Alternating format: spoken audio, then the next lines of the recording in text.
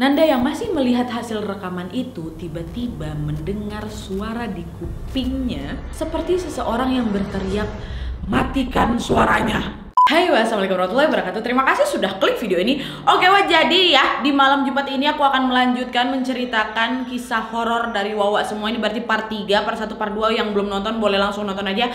Linknya aku sertakan di description box di bawah. Dan sebelumnya aku mau ngucapin terima kasih banyak buat kalian semua yang sudah sudi menceritakan kisah horor kalian dan membagikannya kepada kami untuk kami bisa menambahkan koleksi-koleksi cerita horor kami. Dan buat kalian yang juga memiliki kisah horor yang mau aku sampaikan di sini, langsung aja ceritakan dengan rapi dan lengkap ke email di bawah ini, Wak. Ya, sekarang kita langsung masuk aja ke dua pengalaman horor yang menurut aku nih ya. Pengalaman pertama ini wajar sih. Kenapa dia bisa sampai nangis bikin video ini? Bikin cerita ini. Saking dia tuh mungkin trauma kali. Dan ada sampai nih yang kayak kisah KKN Desa Penari tuh loh, Wak, 3 bulan dibawa lari, tau nggak kalian? Jadi gimana kisah lengkapnya? Kita langsung masuk aja ke ceritanya. Check it out.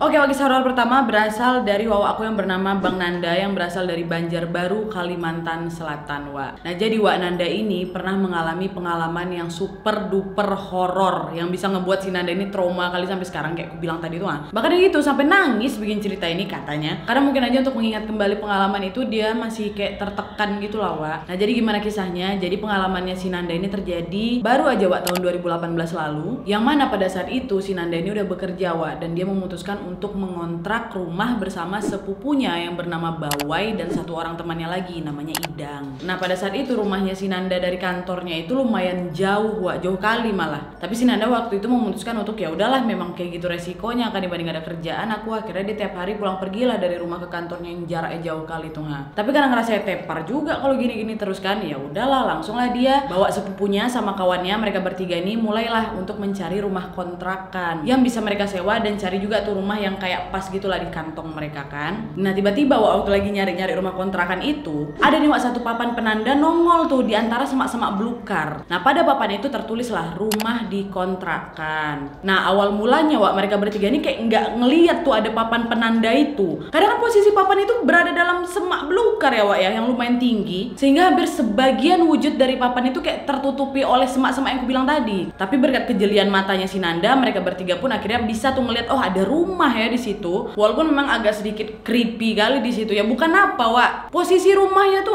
udahlah di atas rawa-rawa, di ujung gang pula posisinya. Udahnya, Wak, di sekitar rumah kontrakan tuh banyak pula lah pohon-pohon besar di sekitarnya. Bisa kalian bayangkan kan gimana horornya rumah itu dari awalnya aja tuh. Tapi walaupun tampilannya kayak gitu, rumah itu pula yang paling dekat sama kantor-kantor mereka bertiga, Wak. Itulah yang ngebikin mereka ini tertarik dengan rumah itu. Karena mereka tuh udah kayak bisa mengestimasi atau memperkirakan jarak dari calon rumah kontrakannya dengan jarak kantor-kantornya. Nah, terus kedua bisa jadi juga karena memang kalau misalnya dilihat dari kasat matanya mereka, dari segi bangunannya, letaknya tuh kayak udah cocok lah sama mereka, Wak. Nah, singkat ceritanya Nanda beserta dua orang lainnya mencobalah mencari tahu atau menghubungi si pemilik rumah kontrakan itu. Janjian lah mereka akan ketemuan sama si pemilik rumah. Dan mungkin di situ mereka udah nego harga dan lain-lain. Sempat tuh, Wak, salah satu di antara mereka, entah si Nanda, entah Bawa, entah Idang tuh dia nanyalah ke pemilik kontrakan, "Pak, kok bisa rumah kontrakannya cuma rumah satu-satunya di sini, di ujung gang pula, semak-semak lagi?" Nah, terus pemilik rumah itu bilang kalau iya dulu tuh di sekitar rumah ini katanya mau dibikin perumahan, tapi entah karena alasan apa nggak jadi. Makanya itulah cuma rumah ini satu-satunya di ujung jalan ini, kata si pemilik rumah. Dan akhirnya setelah nego-nego mereka bertiga pun sepakat tuh untuk mengontrakkan rumah itu, Wak. Nah, di hari pertama tinggal, Wak, ya Nanda masih santai aja, meski memang di hari-hari berikutnya Nanda lebih sering sendiri di rumah kontrakan itu karena Bawai sama si Idang sering lembur kerja, Wak. Bahkan Bawai sama Idang ini juga sering nggak balik ke kontrakan. Dan singkatnya nih, Wak, ya, udah nggak kerasa lah ternyata mereka sudah 3 mingguan lah berada di rumah kontrakan itu. Lalu, Wak, kehororan itu pun betulan dimulai, yang mana suatu hari Aina, seorang temannya Nanda, Wak, datanglah berkunjung ke rumah kontrakan si Nanda ini kan. Entah kenapa baru aja nyampe, Wak, tiba-tiba si Aina ini mulai bergelagat aneh dan ditengok tuh sama si Nanda kayak ada yang nggak beres sama kawan aku nih. Betul lah ya, kesurupan si Aina. Nah, Nanda yang waktu itu memang dalam keadaan panik, dia nggak kenal siapa-siapa juga di sana. Orang pertama yang terlintas dalam pikiran Nanda hanyalah ngelapor Pak RT. Untungnya waktu itu Pak RT bisa ditemukan, Wak, dan bersedia untuk bisa membantu Nanda untuk melakukan proses ruqyah kepada si Aina. Nah, pada saat si Nanda sama Pak RT ini udah ada di rumah tersebut, Aina tuh udah dalam kondisi yang meraung-raung tuh loh Wak. Dan si Aina yang bukan dirinya ini berkata, saya adalah Rahimah. Jinnya nih Wak namanya Rahimah. Nah si jin Rahimah ini mengatakan kalau dia adalah korban dari aksi mengakhiri hidupnya sendiri itu ya. Nah si Nanda ini Wak juga diperingatkan sama hantu Rahimah kalau kau segera pindah dari rumah ini, pindah dari kontrakan ini katanya. Karena kalau kalian bertiga nggak pindah dari sini, saya akan meminta tumbal, yaitu darah dari orang yang bunuh diri dan dari darah orang yang saling membunuh. Itu kata Rahimah. Kalian bayangkan baru ngontrak 3 minggu, ada yang kerasukan disuruh pindah dengan alasan minta tumbal lagi. Apa nggak terkejut kalian kayak gitu ha? Dan selama proses ruqyah ini berlangsung, Wak, Aina ini tetap bersikap aneh. Dia gerasa gerusuk, meronta. Kemudian Aina tiba-tiba mendadak tidak sadarkan diri. Dan Pak RT mengatakan kepada Nanda kalau oh ya sudah, ketidaksadaran si Aina ini menandakan bahwa si jin tadi yang merasuki tubuhnya si Aina sudah keluar. Di situ Pak RT pun juga memberikan nasihat lah kan sama si Nanda, ada juga 2 yang lainnya tuh ha. Kalau alangkah baiknya kalian waktu masuk rumah ini buatlah sedikit kayak pengajian atau selawatan gitulah supaya hal-hal kayak ini nggak terjadi lagi, kata Pak RT kan. Iyalah kata mereka bertiga, dah ngaji lah mereka malam itu. Si Aina balik. Nah singkat cerita betul aja Wak, Nanda, Idang sama si Bawa itu betul-betul mengikuti saran dari Pak RT, yang mana selang beberapa hari setelah kejadian itu mereka juga turut memanggil Pak Ustadz untuk bisa melakukan acara doa bersama di rumah kontrakan itu Wak. Dan 3 hari setelah pengajian itu berlangsung, Aina, kawan yang kerasukan Rahimah tadi tuh, dia telepon balik si Nanda. Nan aku main ke rumah kau lagi ya, kata si Aina kan. Nah waktu itu si Nanda masih di kantor. Dia bilang ya udah kau pergi aja dulu, rumah kosong. Nanti kau ambil kunci tempat biasa ya. Nanti kalau aku udah selesai kau langsung pulang kok, kata si Nanda kan. Dah oke, kata si Aina. Pergilah si Aina ke rumah si Nanda. Sesaat azan maghrib berkumandang Wah, Nanda udah OTW balik nih ke rumah kan. Tiba-tiba Idang nelpon dia. Woi Nan, kunci kontrakan mana? Kok nggak ada di tempat biasa? Kata si Idang kan. Terus Nanda bilang, tadi aku udah bilang posisi kunci di mana. Berarti dia ada di dalam tuh. Kok gedor aja lah pintunya, kata si Nanda. Oh iyalah kata Idang kan, diketok lah pintu. Ini masih nyambung ya teleponnya, diketok tok tok tok tok tok. Gak juga nyaut si Aina dari dalam kan. Coba keras lagi kok ketoknya Dang, kata si Nanda. Ketok makin keras lagi sama si Idang. Tuh Idang bilang gak ada juga keluar si Aina nih, mana nih dia, kata dia kayak gitu. Nah Nanda yang sebentar lagi mau sampai ke rumah ini bilang sama Idang, weh coba aku pergi ke jendela kamar aku, coba aku intip dari sana, jangan-jangan si Aina lagi ketiduran apa kayak gimana, coba aku intip ya, kata gitu. Iyalah, pergilah si Idang nih ke jendela kamarnya si Nanda kan. Ditengoknya Wak, dari jendela apa yang dia lihat, Idang langsung teriak sekencang-kencangnya sampai kayak bikin gendang telinganya si Nanda mau pecah. Orang ditelepon kayak gini langsung. Kagetlah si Nanda langsung kan, kok kenapa, ada apa yang kau lihat? Dan kalian tahu Idang kemudian menjawab kalau dia melihat Aina dalam kondisi berlumuran darah di kamar si Nanda. Berlumur darah. Di situ nih ya, di balik jendela itu si Idang ngelihat si Aina dengan tatapan kosong sambil nangis. Dia sayat-sayat tangannya sendiri Wak. Waktu Nanda dengar penjelasannya si Idang, auto panik lah. Dan tanpa mikir panjang si Nanda langsung bilang, udah kau dobrak pintu depan, cepat kau dobrak, kata gitu. Karena memang di jendela itu ada teralis Wak, nggak bisa langsung ditembus lah. Pergilah si Idang ke depan, didobrak pintu kan, masuk langsung lah. Karena memang berdua aja si Idang sama si Aina itu, cuma Idang aja lah dibawa. Si Aina bangun, pergi dia langsung ke rumah sakit. Dilakukan penanganan, untung lah Wak, pada saat itu si Aina masih selamat. Nah nggak lama kemudian si Aina siuman, dan pada saat itu Nanda juga udah ada di rumah sakit ya. Dia bercerita lah itu sama Nanda sama Idang. Kok kenapa nak? Ngapain kau bunuh diri? Kok nggak boleh, weh dosa, kata si Nanda gitu kan. Aina cuma bilang, aku nggak sadar apa yang udah aku buat itu Wak, katanya. Yang aku ingat, aku tuh cuma lagi galau, katanya kan. Tiba-tiba aku dengar ada suara bisikan, mati, mati. Nah setelah aku dengar itulah entah kenapa aku mau nyayat diri aku sendiri.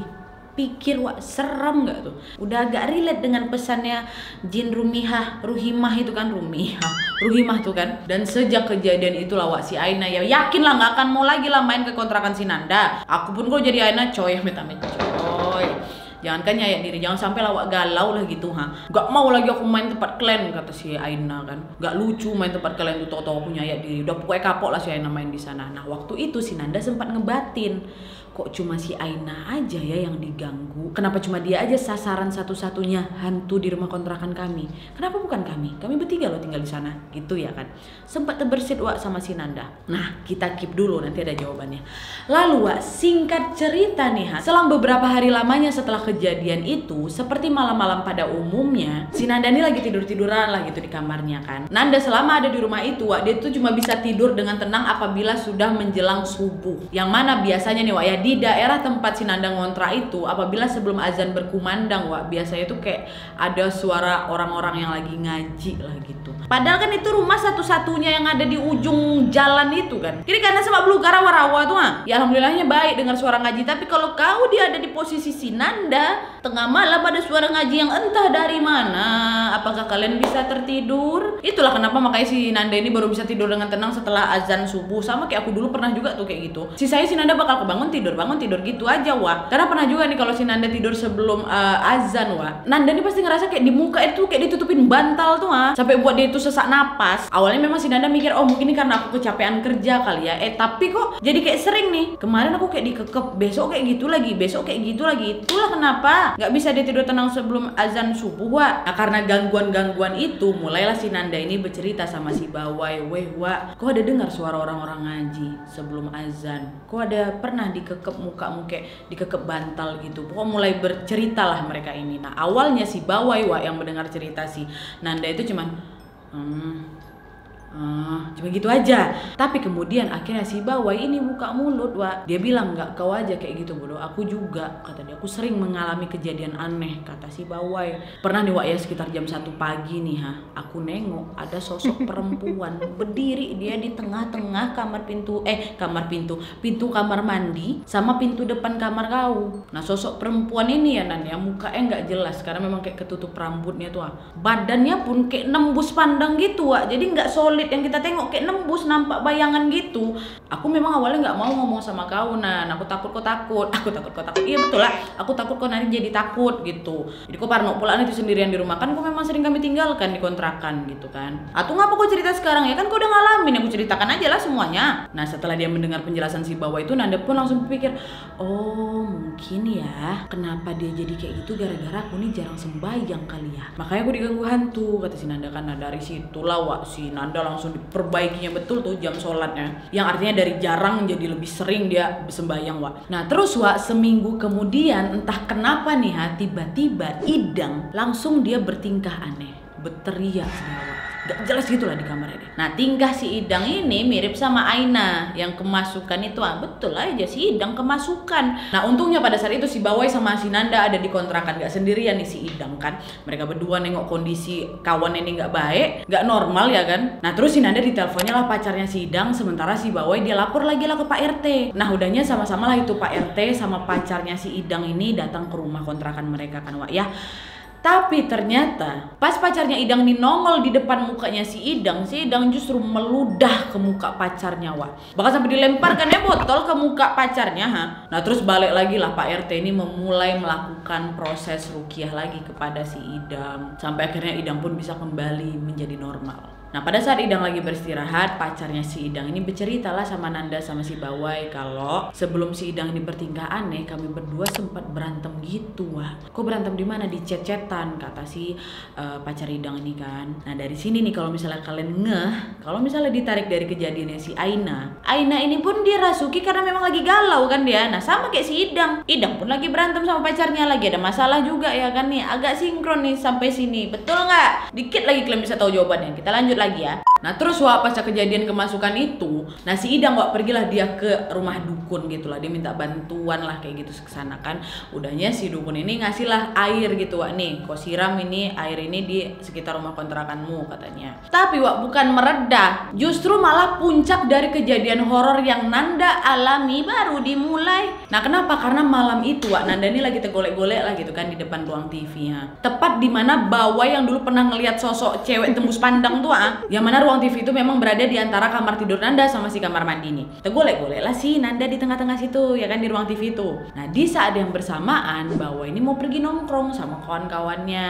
Nah Nanda yang memang udah parno dari dulu, Wak, semenjak 2 kejadian kawannya itu, dia bilang, weh janganlah kemana-mana, di rumah aja lah kau kawanin aku, kata si Nanda. Nah Bawai bilang, udahlah kau ikut aku aja lah, dibanding kau sendirian di rumah ngapain, udah yuk ikut aku, kata si Nanda. Kata Nanda, kata Bawai kan. Nah Nanda nggak mau, udahlah nggak usah lah lagi keluar keluar, udah malam ini, kau di sini aja lah, tolonglah jangan pergi, kata si Nanda. Bawai bilang, aduh Wak, nggak bisa, aku udah janji sama kawan aku udah nungguin, nggak enak aku, katanya kan udah ngaji, udah disiramin air doa juga nya rumah ini, udah lah kau tenang aja, kata dia gitu Wak. Pikir si Nanda waktu itu ya memang betul juga sih, kata gitu, cuma cobalah agak kau pikirlah dikit apa yang udah terjadi di rumah ini ya kan, masa ya kau tega ninggalin aku sendirian di sini Bawai, katanya. Kenapa kau tiba-tiba enak ya kayak gini?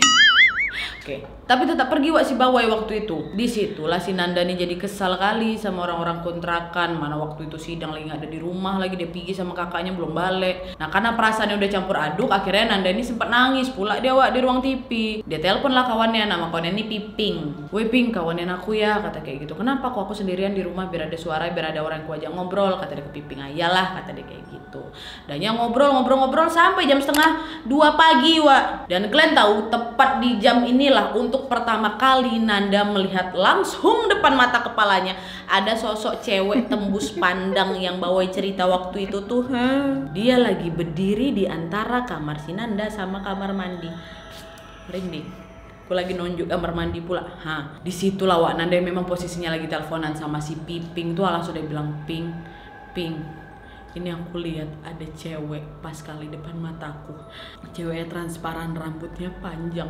Nangis si Nanda Wak. Udah ya Ping, udah ya, katanya dimatikan sama si Nanda. Nah sehabis setelah si Nanda menceritakan deskripsi si sosok itu Wak, tiba-tiba ada suara jatuh nih, besar kali suara bam gitu di dapur. Langsung lah, udah dulu Ping, dimatikan sama si Nanda. Langsung Nanda buka aplikasi ngaji itu dihidupkannya lantunan ayat kursi pakai volume paling kencang tuh. Dan diam dia kan di situ. Aduh kenapa aku merinding ya? Aduh maaf.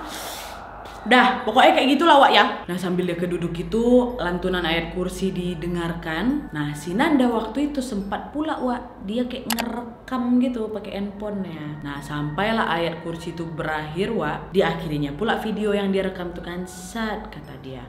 Nah maksud si Nanda ini mau diuploadnya video itu gitu loh. Tapi sebelum mengupload video yang dia rekam tadi, si Nanda dia pengen nengok dulu lah hasil videonya kan. Nah ketika si Nanda ini klik tombol play Wak, di dalam video itu tidak ada sosok cewek tembus pandang yang Nanda lihat di depan mata kepalanya tuh Tapi biar kalian tahu, pada saat detik-detik terakhir video, Nanda yang masih melihat hasil rekaman itu tiba-tiba mendengar suara di kupingnya seperti seseorang yang berteriak, matikan suaranya. Aduh. Wih, kalian pernah gak sih merinding sampai ujung kaki Wak? Ini yang kurasakan. Allah, ya langsunglah si Nanda denger kayak itu, dibantingnya handphonenya, terkejut dia Wak, berlari dia langsung ke rumah Pak RT. Di situ untung Pak RT kebangun Wak, padahal jam 2 pagi itu. Pak RT langsung, udah kamu tenang Nanda, tenang ya, tenang. Gak lama Pak RT nyuruh anaknya, udah kau kawankan si Nanda, ambil handphonenya di rumah, katanya. Pigilah nih si anak Pak RT sama Nanda ambil handphone di rumah, balik lagi ke rumah Pak RT kan. Nah di rumah Pak RT Nanda langsung lah itu nelfon Bawai. Tapi Bawai waktu itu nggak ngerespon panggilan si Nanda sama sekali Wak. Sampai akhirnya terpaksa lah si Nanda ini harus di rumah Pak RT sampai jam 5 subuh Wak. Maksudnya kan dia nelfon Bawai, udah aku pulang nih, aku baru diganggu nih Tapi si siapa namanya tadi, si Bawai nggak ngerespon. Nggak cuma si Bawai, si Ijang siapa namanya, Idang tuh pun dihubungin nggak ada yang respon sampai jam 5 subuh itu. Nah karena udah jam 5 subuh, mungkin juga Pak RT ini mau pergi sholat ya kan. Pak RT pun akhirnya mengantarkan si Nanda ini untuk balik ke rumah kontrakan itu. Nah waktu udah nyampe di rumah, disitulah Wak si Nanda takut, dia sedih, dia kesal, pokok campur aduk lah. Karena tetap aja Wak Bawai juga belum ada ngerespon dia, si Idang juga. Mana pada saat itu si Nanda mikir Pak RT juga udah nggak peduli sama dia. Pokok campur aduk lah gitu perasaan dia Wak. Nah langsung lah itu Nanda berusaha untuk kuat dan tidak peduli dengan apa yang terjadi nih apabila dia berada di rumah. Udah lama udahlah bodo amat lah, pokoknya aku mau keluar dari rumah ini, kayak gitu aja dalam pikirannya si Nanda itu. Nanda kan memang terniat tuh dalam hatinya, aku nyampe rumah, aku beres-beres barang aku mau cabut, kata dia kayak gitu. Gak mau lagi aku ada di rumah ini. Tapi Wak nih entah kenapa, entah antara si Nanda ini ketiduran atau pingsan Wak, tiba-tiba si Nanda baru kebangun jam 5 sore, 12 jam. Dan waktu dia bangun ada si Idang sama si Bawai, nggak ada, masih kosong rumah itu. Udahlah nggak pulang, nggak ngabarin juga sama si Nanda. Inilah Wak puncak kekesalannya si Nanda tuh, saking kesalnya nih Wak ya, si Nanda udahlah nangis, dia ngamuk di sana ya kan, karena dia tuh udah ngerasa kayak udah nggak ada lagi yang peduli sama dia. Nah terus tiba-tiba Wak pada saat itu juga dia dengarlah ada suara bisikan cewek di telinga kirinya bilang, mati, bunuh, Nah setelah mendengar ini, si Nanda tahu nih apa yang sedang dia hadapi. Jangan-jangan ini yang ada di telinganya si Idang sama si Aina waktu itu tuh. Dia berusaha sekuat tenaga dia untuk menghiraukan, dan dia tetap berusaha agar pikiran ini nggak kosong wah. Tapi tetap aja ada bisikan itu, mati, bunuh. Tetap aja kayak gitu. Tapi mungkin karena memang udah nggak kuat dengar bisikan itu wah, ya Nanda ini dilawan, diteriak, dia ngomong apa? Aku nih takut neraka, bunuh diri itu balasan neraka, kata dia gitu. Itu terus diulang-ulang sama dia. Nah setelah dari itu langsunglah si Nanda ini berlari dia lagi ke rumah Pak RT. Udah nggak peduli lagi mau marah mau nggak, Pak RT nya belum istirahat mungkin lagi. Pokoknya aku pergi aja ke sana. Rumah kontrakan nggak ada dikunci-kuncinya lagi, dibiarkan aja lah pintunya tutup buka. Sampai nggak pakai sendal si Nanda waktu lari rumah Pak RT itu. Kasian ya. Udah nyampe rumah Pak RT dia langsung telepon mamanya. Mak tolong jemput aku nggak mau lagi tinggal di rumah ini. Biarlah aku PP jarak jauh nggak apa-apa, yang penting aku nggak di rumah ini, kata dia. Betul aja wah, akhirnya si Nanda langsung dijemput mamanya. Nggak mau lagi dia balik ke rumah itu, dan barang-barang Nanda yang masih ada dalam rumah kontrakan itu ditinggalkannya sampai akhirnya nanti Pak RT yang bantu untuk mengurusi barang-barang si Nanda, terus diangkut lagi ke rumah orang tuanya. Nah sejak kejadian itu wak, Nanda, Bawai sama Idang selek. Udah nggak tahu lagi nih si Nanda gimana kabar si Bawai sama si Idang ini. Tapi menurut si Nanda setelah kejadian itu Bawai juga ikutan cabut. Kalau Idang cabut pastilah orang dia pernah kerasukan kan di situ. Ini si Bawai sama juga wak, polanya kayak si Nanda, nggak ada yang berani kayak ya kita mau pindahan, kita baliklah ke rumah, kita sapu, kita kemasi barang-barang kita. Ini nggak, tiga-tiganya kabur, bener-bener kabur. Sampai nggak mau tuh berdatang pagi-pagi, siang-siang tuh nggak mau. Pokoknya mereka nggak mau balik lagi ke rumah itu. Mereka suruh lah Pak RT yang ngemasin barang wak. Untung baik Pak RT kalian. Nah dari cerita ini wak, kalau misalnya mau diurutkan lagi nih dari pesan jin rahimah itu, jin-jin ini atau setan-setan ini merasuki orang-orang yang pikirannya lagi galau, lagi kacau, lagi campur aduk, ya kan? Si Aina gegara dia galau, si Idang gegara dia galau juga habis berantem sama pacarnya. Si Nanda hampir aja ya kan, gegara dia ngerasa udah nggak ada lagi yang peduli sama dia, kawan-kawan dia, saudara udah nggak peduli, bahkan Pak RT juga sempat tidak memedulikan aku, sedih, nangis, campur aduk. Situ setan masuk ini. Makanya kalau kalian nggak kuat iman, setan gampang kali masuk wak. Ya kalau misalnya bisikannya masih bisa ditolerir, kalau bisikannya nyuruh kalian si Nanda tuntung bagus diteriakinnya tuh, bunuh diri tempat neraka, bunuh diri tempat neraka. Aku takut sama neraka. Untung kuat imannya wak ya. Jadi makanya wak, perbanyaklah tuh sholat, doa, zikir ya, supaya kita dijauhi itu sama setan-setan itu.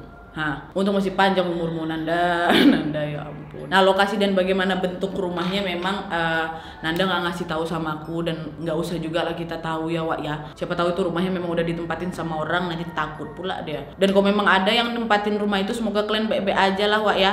Oke udah cukup merinding, satu cerita lagi dan ini nggak kalah menyeramkan. Nah yuk kita langsung masuk.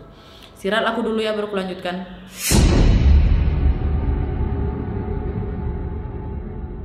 Nah kisah terakhir ini wak berasal dari Wawa Anonim, karena dia minta untuk namanya disamarkan aja. Kita kasih aja namanya Bunga wak ya. Nah jadi wak, sebenarnya dari kelas 4 SD Bunga ini memang sudah memiliki kelebihan lah untuk bisa melihat sesuatu yang nggak bisa kita lihat, makhluk tak kasat mata maksudnya. Nah pertama kali dia melihat sosok makhluk tak kasat mata itu adalah sosok anak kecil dan sosok nenek-nenek wak, yang waktu itu lagi berada di bawah meja makannya. Nah waktu itu wak, dua sosok yang dilihat sama si Bunga ini kedua-duanya dalam keadaan basah kuyup gitu wak, terus pucat lagi. Nah karena memang waktu itu si Bunga masih kecil kan wak, dia langsung lah lari ke mamanya. Dia bilang, mama ada orang di bawah meja makan, katanya ada dua, ada anak kecil sama nenek-nenek, kata dia gitu. Nah orang tuanya waktu itu mikir, jangan-jangan ada maling ini ya kan. Langsung lah orang tuanya ngecek ke bawah meja itu, nggak ada apa-apa.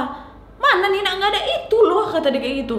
Tuh ngeliatin mama, dia tuh mama nggak lihat katanya. Kalian bayangin lah posisinya tuh kayak mana. Aduh, mana ada Bunga, nggak ada siapa-siapa di bawah sini. Nah dari situ lah orang tuanya Bunga tahu, oh ada kelebihan khusus nih dari anak dia. Udah biarin aja ya, katanya. Udah sana kamu pergi mandi aja, habis itu kamu tidur siang, kata mamanya kan.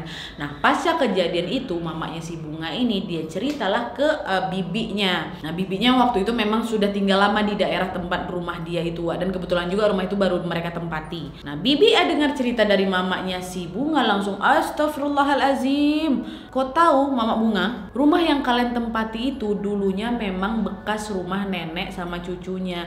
Nah nenek sama cucunya ini kecebur dalam sumur, dua-duanya juga nggak selamat Wak, kata dia. Nah dari situlah Wak makin membuat Bunga sama orang tuanya sadar kalau ternyata Bunga ini memiliki kelebihan yang nggak dimiliki orang lain gitu. Dan semenjak kejadian itu Wak, Bunga ya sering kali lah dikagetin sama makhluk-makhluk tak kasat mata ini. Dan bahkan waktu itu Wak ya sempat juga sih Bunga ini berkawan sama sosok anak kecil atau cucu si nenek yang berkuyup di bawah meja tuh berkawan orang itu. Setiap kali si Bunga ngajak kawan-kawan aslinya ke rumahnya, terus nanti kata si anak ini, ih teman-teman kamu semua cantik-cantik ya, kata dia kayak gitu. Nah Bunga bilang lah ke kawan-kawannya, woi kata si ini kalian cantik-cantik, kata dia kayak gitu. Ya takutlah kawannya pada minggat semua, nggak ada yang mau lagi main ke rumah si Bunga. Nah itulah sedikit masa lalunya Bunga Wak ya pada saat dia menjadi indigo itu. Puncaknya dari segala pengalaman indigonya si Bunga ini Wak terjadi pada saat si Bunga udah duduk kelas bangku 3 SMK. Waktu itu sekolahnya lagi kayak ngadain acara organisasi gitulah di Curug Wak, semacam kayak air terjun gitu. Nah lokasi Curug ini berada sekitar 30 menit dari lokasi pemukiman warga, yang artinya betul lokasi Curug ini lumayan terpencil lah dan jauh dari pemukiman kan. Nah setelah satu malam di sana Wak, Bunga yang pada saat itu menjadi panitia acara yang rasa baik-baik aja, bahkan meskipun lah dia sesekali ada kayak ngelihat samar-samar, ada yang lewat, ya udah biasa lah sama dia dari kecil kok dia kayak gitu kan. Bunga nggak ngerasa keganggu Wak sama yang ngeliatin itu. Ya walaupun memang ada lah beberapa makhluk yang kayak jahil gitu sama dia, tapi ya udah dibiarin aja. Sampai akhirnya Wak di malam kedua pada saat acara itu di malamnya dijadwalkan untuk acara jurit malam, yang mana setiap kelompok harus melewati 7 pos. Kebetulan pula si Bunga ini berada di pos yang ke-7, yang mana beberapa kelompok yang sudah diantarkan ke pos 7 ini ya berjalan dengan baik dan lancar aja, nggak ada apapun lah gitu. Tapi Wak ada di satu kelompok yang entah waktu itu kelompok yang keberapa lah, dari kejauhan si Bunga ini udah ngeliat salah satu anggota kelompok di barisan terakhir, kita sebut aja namanya Mawar Wak ya, diikuti sama makhluk yang gede kali Wak, hitam berbulu, rambutnya panjang. Nah waktu itu Wak si Bunga udah punya firasat yang agak buruk nih sama yang si cewek Mawar ini, kok dia bisa diikutin sama makhluk itu ya, yang lain enggak loh gitu. Awalnya diam-diam aja tuh dia kan, karena kalau misalnya Bunga cerita ke kawannya yang di pos 7 dia nanti takut pula kawannya ketakutan gitu. Dah dia tengok aja dari jauh kan. Nah ya udahlah kan, sampai akhirnya si yang kelompok yang dia lihat ini sampai di pos 7, Bunga selaku panitia dia minta lah, ya memang waktu itu acaranya mengharuskan untuk semua kelompok menutup mata gitu lah pakai kain gitu. Nah dibantulah sama si Bunga sama panitia lain ya kan, ditutupnya mata adik-adik dia ini. Nah waktu si Bunga ini ingin menutup mata anggota yang baris terakhir itu, which is Mawar itu, Bunga langsung bilang ke Mawar sambil bisik gitu kan, kamu jangan banyak ngelamun, terus baca doa ya, kata dia kayak gitu. Nah Bunga waktu itu sempat nawarin juga tuh sama si Mawar untuk, kamu mau nggak usah ikut jurit malam dulu, kata kayak gitu, mau istirahat aja. Tapi ditanya kayak gitu, dikasih tahu kayak gitu, si Mawar ini udah kayak ngeblank gitu Wak. Karena waktu diajak ngomong ya itu diam aja, dia nggak ada ngangguk, nggak ada bilang iya kak, nggak nolak juga enggak. Barulah setelah itu ditepuk pundaknya sama si Bunga, weh denger aku. Terkejut si Mawar kan Wak, denger ya, banyakin doa. Kalau kau udah nggak mau lanjutin lagi nggak apa-apa, istirahat aja. Iya kak, nggak apa-apa, kata si Mawar. Dah lanjut, dah sanggup kau, sanggup kak, nggak apa-apa kok, kata dia kayak gitu. Nah baru aja beberapa langkah menuju ke lokasi jurit malam itu Wak, tiba-tiba betul aja Mawar ini teriak-teriak kayak kesurupan lah. Dan kesurupannya ini udah kayak penyakit nular ke anggota-anggota lainnya. Akhirnya waktu itu 8 orang Wak kesurupan, semua anggotanya. Terus ke-8 orang ini pun kemasukan makhluk yang beda-beda pula Wak. Ada yang nyinden Wak, ada yang ketawa cekakakan. Nah akibat perkara inilah Wak si Bunga langsung disuruhnya semua anggota buka, tolong bukakan kain penutup mata mereka. Udah dibuka, udah baca surat Anas, kata dia gitu kan. Dan secara bersama-sama Wak dengan keras mereka langsung auzubillahiminasyaitonirrajim, bismillahirrahmanirrahim, langsung lah baca surat Anas kan. Tapi kalian tahu ketika doa itu lagi dibacakan, ada Wak salah satu anggota yang lagi kesurupan itu ketawa dia bilang, kalau nggak bisa baca doa mah nggak usah sok bisanya cuma kul a'udzu birabbinas, kul a'udzu birabbinas. Ketawa Wak. Setan tahu surat An-Nas Wak. Sampai akhirnya azan subuh berkumandang Wak, semua yang tadinya kesurupan serentaklah sadar seketika. Dan pasca kejadian itu Wak, acara sekolah pun langsung dipersingkat. Yang tadinya baliknya lusa nih mereka langsung diminta untuk pulang siang itu juga. Nah Bunga awalnya waktu itu mikir, oh ya udah kejadian menegangkan ini sudah berakhir, kita sudah pulang ke rumah masing-masing. Tapi ternyata tidak. Karena Wak sehabis pulang dari acara itu di rumah, penyakit asmanya si Bunga ini jadi sering kambuh. Dan Dan biar kalian tahu, selama 3 bulan berturut-turut bunga ini selalu aja izin pulang sekolah karena memang sesak napas. Nah, karena merasa nggak sembuh-sembuh dari penyakitnya, si bunga ini pun curiga, jangan-jangan ada yang nggak beres sama aku nih. Dan akhirnya kebuka lah itu penyebab kenapa si bunga ini suka sesak napas. Nah, usut punya usut, ternyata apa yang dirasakan oleh si bunga ini bukan karena penyakit asma, melainkan karena ulah makhluk tinggi besar tuh yang dilihat sama bunga di curug, yang ikutin si mawar, masih ingat kan? Ulahnya si dia. Dan menurut pengakuan keluarga nih yang buat si bunga ini terkejut, ternyata selama 2 hari berturut-turut bunga ini udah nggak sadarkan diri. Mereka juga mengatakan kalau selama 2 hari ini bunga, biar kau tahu kerjaan kau tuh cuma tidur kerasuan gitu aja terus 2 hari 48 jam, biar kau tahu. Nah, waktu kau kesurupan itu bunga, jin yang ada di dalam tubuh kau itu bilang, saya tidak mau keluar dari sini karena saya sudah lama ngikutin si bunga, nemenin bunga, ngusapin si bunga. Bahkan ketika si bunga ini lagi sedih, aku yang ngobatin rasa sedihnya, kata dia. Nah, mendengar cerita dari kesaksian keluarganya ini, bunga justru mengalami hal yang berbeda ketika bunga ini lagi dalam posisi tidak sadarkan diri. Dimana waktu itu bunga justru bermimpi dan dia melihat banyak sekali orang kerdil di sekitar dia Bahkan bunga juga melihat ada ular besar kepala manusia, dia nyeret terus dirantai si bunga. Rambut bunga dirantai sama si manusia ular ini. Nah, pada saat bunga diseret-seret itulah makhluk-makhluk kerdil itu dia ketawa, dia menertawai si bunga sambil tepuk-tepuk tangan, kayak gitu. Di mimpi itu bunga cuma bisa nangis saja. Nah, udahnya si bunga ini tiba-tiba aja udah kayak berada di kasur yang ukurannya besar kali, warnanya emas, kata dia. Nah, terus di samping kasur itu ada guci besar kali. Terus ada buah-buahan segar di sampingnya itu kan. Tapi kali ini bukan rambutnya bunga aja yang dirantai tapi semua badannya dirantai. Terus nih tiba-tiba makhluk berbadan besar yang bunga lihat di curug itu pergi diambil guci di samping kasur tuh, dibantingnya ke badan si bunga. Terus kata si bunga, si makhluk gede ini bilang, kalau kalian bawa dia cuma bisa bikin celaka aja, kata dia gitu. Nah, terus makhluk-makhluk kerdil tadi tuh langsunglah dia mencoba untuk membakar bunga ini bukan bunga beneran, bunga yang orang ini. Tapi di situ yang kebakar justru cuma rantai sama kasurnya aja, bunganya nggak ada kena percikan api dikit pun. Nah, dari situlah bunga akhirnya langsung berhasil kabur. Dan pada saat bunga ini kabur ada salah satu makhluk kerdil tuh yang makhluk yang ngebakar dia itu, dia teriak apa? Pengantin kabur, kata dia. Nah, dari sini bisa kebayangkan jangan-jangan pengantin yang dimaksud sama si makhluk kerdil ini bunga lah. Dan jangan-jangan pula si bunga ini yang mau dinikahi secara paksa oleh si makhluk besar itu, kayak dicomblangin. Bukan juga makhluk itu yang mau, makhluk tuh yang bilang bawa anak ini bikin celaka, katanya nggak begitu mau dia sama si bunga, tapi di mimpinya bunga. Tapi waktu kerasukan, si jin yang mungkin itu adalah makhluknya bilang, aku yang menjaga bunga. Entah mungkin makhluk yang kerasukan sama makhluk di mimpi berbeda, atau mungkin mereka rival, nggak ngerti lah ya.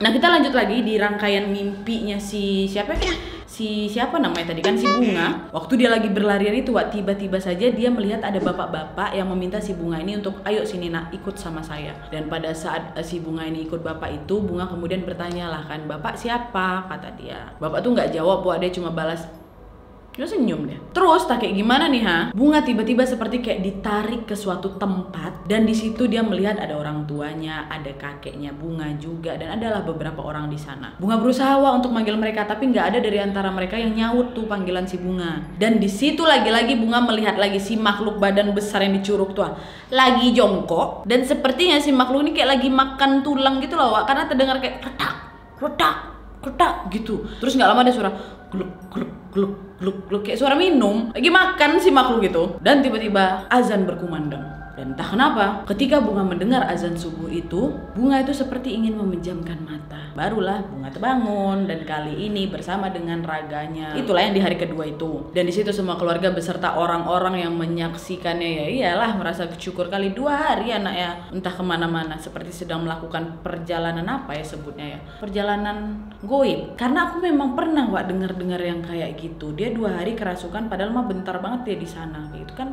ada sesuatu yang tidak bisa kita jelaskan gitu kan, yang cuman hanya orang-orang tertentu yang bisa menjelaskan. Kadang kita nggak bisa ngejelasin karena itu nggak terjadi sama kita. Orang itu ngomong juga jangan kita mentah-mentahkan kali, karena kita nggak di posisi dia, Wak. Kadang kasihan orang-orang kayak gitu tuh, yang indigo itu. Jadi nggak usah disudutkan kali lah ya. Mau percaya syukur, nggak percaya ya sudah. Kita balik lagi nih, Wak ya. Dan pasca kejadian itu Bunga ya udah kembali dia beraktivitas seperti biasa ya, meskipun juga menurut pengakuan si Bunga, Wak, kalau si sosok makhluk besar itu terus-terusan masih mengikuti sampai Bunganya ini harus memutuskan untuk menikah dengan pasangannya. Pasangan betulan manusia ya. Nah, Bunga juga mengaku kalau dirinya ini telah menjalani proses ruqyah atau proses semacam pembersihan diri lah, Wak, terutama dari makhluk-makhluk jahat. Sampai 4 kali, Wak, dia diruqyah dan akhirnya alhamdulillah si Bunga dikabarkan sih udah terbebas dari gangguan makhluk besar tadi itu. Alhamdulillah. Oke, Wak, jadi itu tadi ceritanya. Gimana menurut kalian? Pengalaman dari Wawa aku yang mana yang paling menurut kalian menyeramkan? Bisa kalian komen di bawah. Kalau aku yang mana? Dua-duanya. Mohon maaf aja nih, Wak ya, dua-duanya seram. Yang satu bercandanya nggak main-main, dibuatnya orang bisa ngakhirin hidup, soalnya nggak lucu bercandanya. Bercanda yang ganggunya. Terus yang kedua ya, walaupun memang ini kayak perjalanan di alam bawah sadarnya si Bunga, tapi kalau kalian ngelihat langsung, mau itu mimpi maupun nggak ketakutan, bangun dari tidur tuh walaupun alhamdulillah ini cuman mimpi, tapi apa nggak kebayang-bayang sama kalian dikelilingin ada kerdil, tepuk tangan gitu, habis kalian dirantai. Dua-duanya seram, Wak. Tapi gimana menurut kalian? Kalian komen aja di bawah. Dan jangan lupa buat kalian yang juga memiliki kisah horor yang tidak kalah menyeramkan, langsung aja kirimkan ke email yang ada di bawah ini, Wak ya. Nah, sakit tenggorokan aku, banyak kali aku berteriak-teriak dari tadi. Dah. Oke, Wak, jadi sekian dulu videonya. Terima kasih yang sudah menonton. Kalau kalian suka video ini, klik like-nya. Jangan lupa komen di bawah untuk ide dan saran-saran untuk video selanjutnya.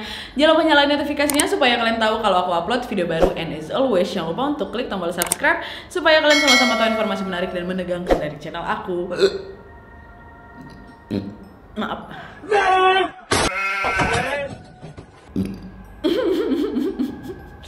Dari mana tadi? Oh ya, see you next video, Wak. Bye.